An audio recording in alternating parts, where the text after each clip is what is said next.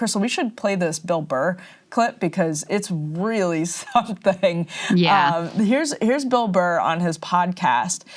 David Sirota actually pointed this clip out. We can go ahead and roll B6, Bill Burr addressing the economy over the course of the last couple of weeks. This whole idea that other countries stole our jobs, like our factory jobs and all that, as far as I remember, that's not the case. Here's a little quick history from someone who doesn't read a lot. In the 1800s, during the, what was that period called? The Industrial Revolution. They had like kids working in factories, like fucking 12, 14-hour days, like 4 or 5-year-old kids in dangerous situations. And people weren't making any money. And the one guy who owned the factory was keeping all the money. The working man finally has enough. They start organizing unions.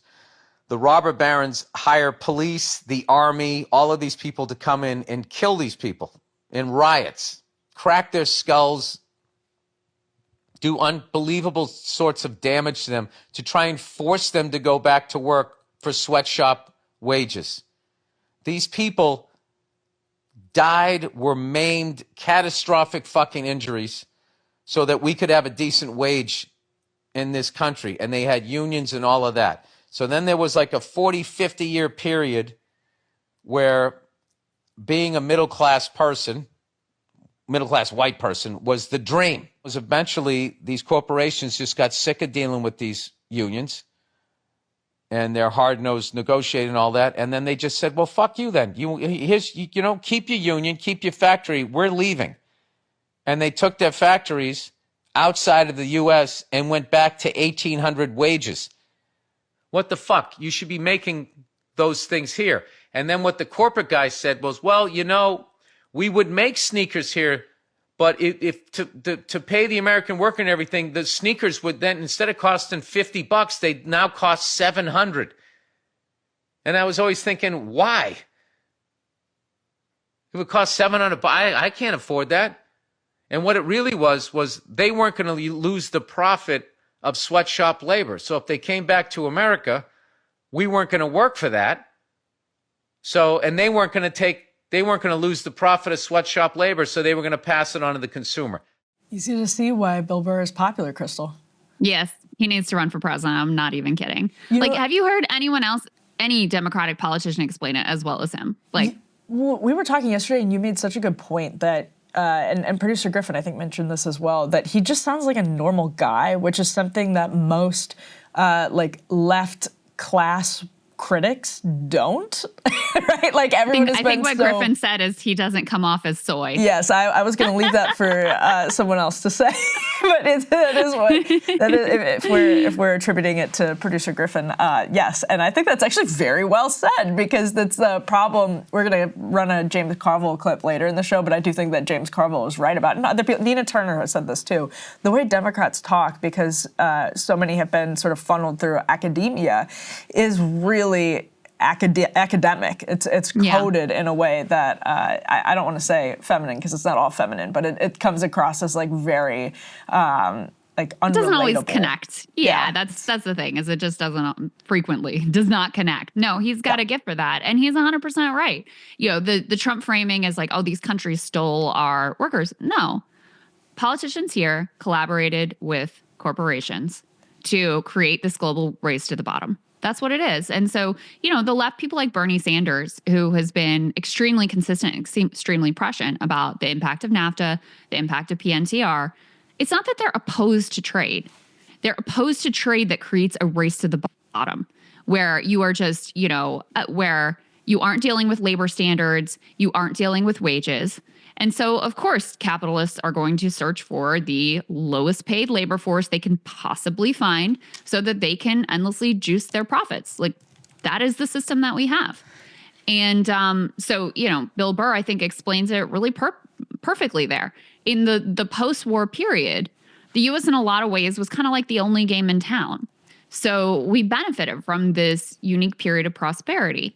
And then once you get into the neoliberal era, and there's stripping away of union rights, and there's, bad trade deals like NAFTA, then the opening up fully of trade to China. once you have those deals and you can create the global race to the bottom, that's how you end up with the dynamic that we have now. And to go back to my earlier point, Trump doesn't want to reverse those trends. He just wants to get American workers back into that global race to the bottom, right? He wants them to also, or robots, right? Also participate in that global race to the bottom. And we know that because, there's relentless attacks on unions from this administration. The National Labor Relations Board has been gutted, is effectively, I think, without a quorum, unable to operate. That's been a lifelong project and direction for him. He's always been a union buster. We see with regard to like the labor standards, just like basic workplace safety and stuff, even in industries where Trump has a particular affinity, like, for example, with coal miners, they are completely destroying the health and safety measures for coal miners. Already an extremely dangerous job where younger and younger men are getting an incredibly virulent form of black lung. The DOJ is stripping that away, and DOJ is stripping the ability of the government to be able to regulate any big business, so that even without changing the law, they can kind of sort of go back to when you could have your sweatshop and you could lock people in and you could pay them whatever wage you wanted and you could get away with it. So when you couple the tariffs with the direction of DOJ, that's the picture that you ultimately get. And then you add to that the other piece that Bill Burr talked about, which is how somehow these billionaires keep being in a position to make lots of money on these big market swings. Let's go ahead and take a listen to what he had to say about that. I don't understand what that whole fucking thing was, but all I know is once again, the market tanked and a bunch of rich people, right before they turned it back on again, went in and made a ridiculous amount of money, and they're all high-fiving with each other. And I don't know, this guy told me something a long time ago. He says, when you watch the stock market and they go like, up $2 billion was lost today. He's like, money isn't lost. Like, where did it go?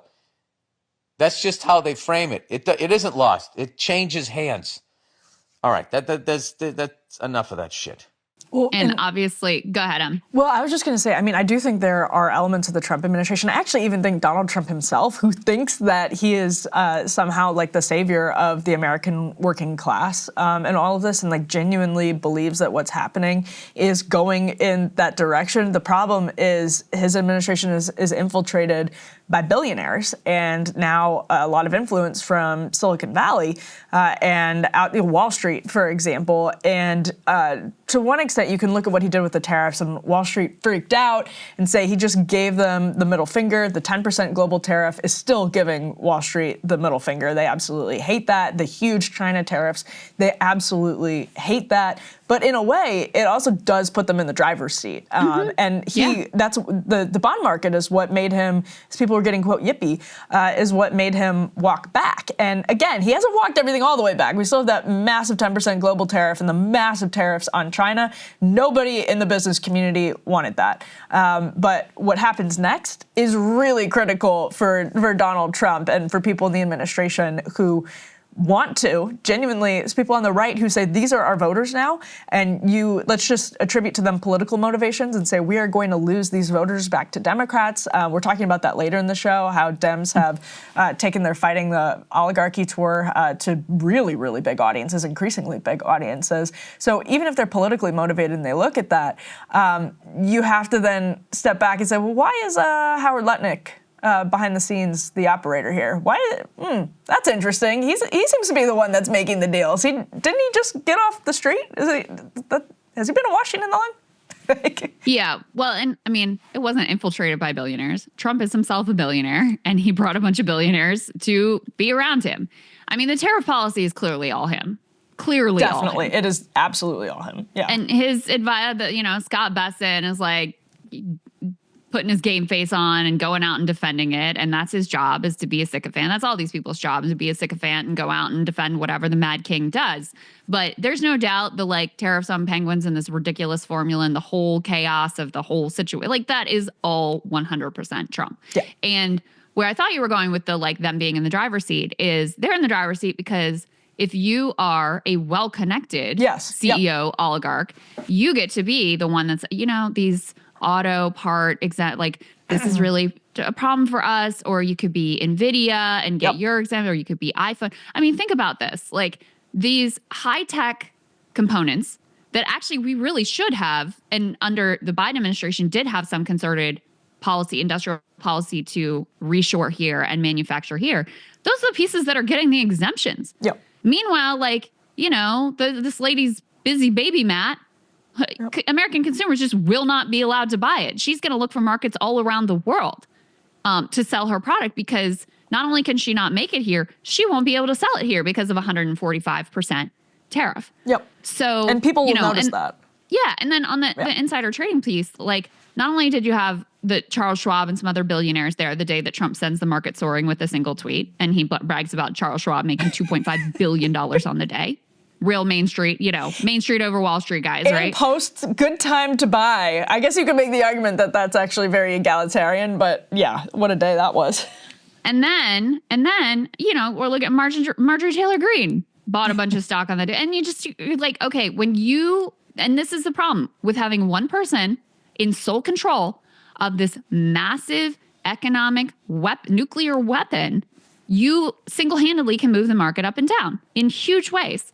And so then it's, okay, well, who knew you were going to do that and stood to profit? And we know that this administration, you know, Trump's got his shitcoin and whatever, and his development properties all around the world. Like, they are extraordinarily corrupt, nakedly corrupt.